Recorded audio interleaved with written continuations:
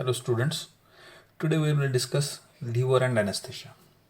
The liver is one of the most metabolically active organ in the body and it is responsible for numerous homeostatic and synthetic process.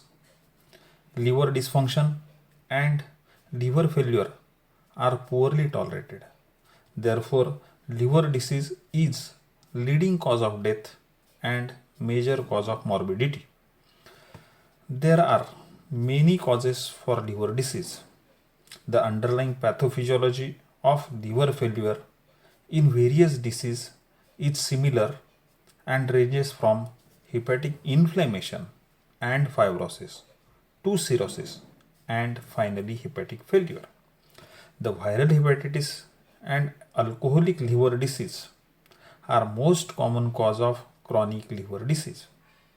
However, non-alcoholic steatohepatitis (NASH) is becoming an even more common indication for liver transplantation. Now we will see the functions of liver. Broadly speaking, the functions of liver are broken down into 5 major categories. These will include number 1 metabolic function, number 2 synthetic function, number 3 immunological function, number 4 regenerative, and 5th homeostatic function.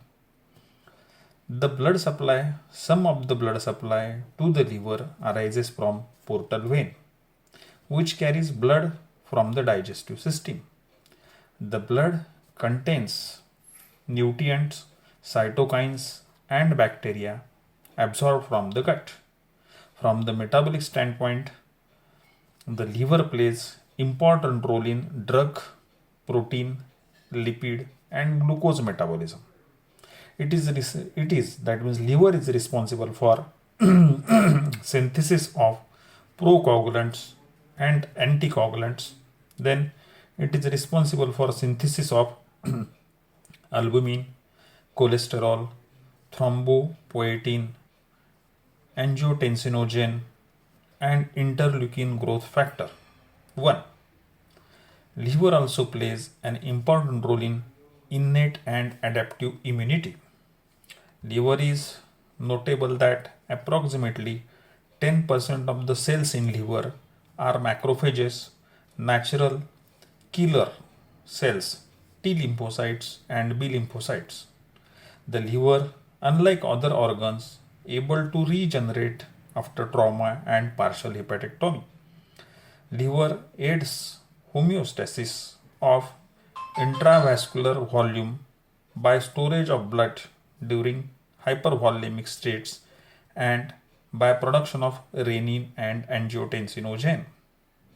Liver also helps to maintain glucose homeostasis via gluconeogenesis and glycogenolysis. Now we will see the liver anatomy and physiology.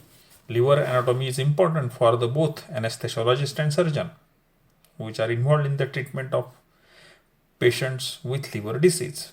Most important aspect of liver anatomy for anesthesiologist is its blood supply. Liver derives its blood supply from hepatic artery and portal vein. These two blood vessels receive about 20 to 25%, that means 1500 ml per minute of the cardiac output. Hepatic artery provides approximately 25% of the blood flow to the liver, with portal vein providing up to 75%. Due to differences in oxygen content of portal venous blood compared to hepatic artery blood, about half of the liver oxygen supply is derived from portal vein and half is derived from the hepatic artery, that is oxygen supply. When portal vein blood flow decreases, there is corresponding increasing hepatic artery blood flow.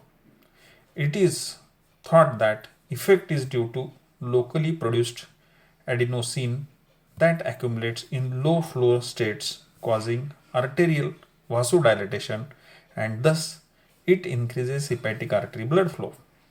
The physiologic response is critical in maintaining relatively constant blood flow, and satisfactory oxygen supply to the liver. Blood exits liver from hepatic veins. Hepatic veins. Normally, blood travels from portal vein through the low resistance hepatic sinusoids into hepatic veins, then into inferior cava, and finally into right atrium. In healthy liver, portal venous pressure is generally 1 to 5 mm of Hg, higher than that of hepatic veins. This pressure difference is a driving force of the blood flow through the liver. In cirrhosis, that is fibrosis, causing an increase in intrahepatic vascular resistance, and thus it impedes blood flow through the liver. This creates high portal pressure, that is portal hypertension. Directly measuring portal venous pressure is not easily accomplished, so instead of a wage hepatic venous pressure is used as a surrogate measure of portal venous pressure, that is waged hepatic venous pressure. The hepatic venous pressure gradient is the difference between portal vein and hepatic vein pressure. The portal hypertension is defined as gradient of more than 6 mm of mercury, with condition becoming clinically significant at a gradients in excess of 10 mm of mercury. Thank you.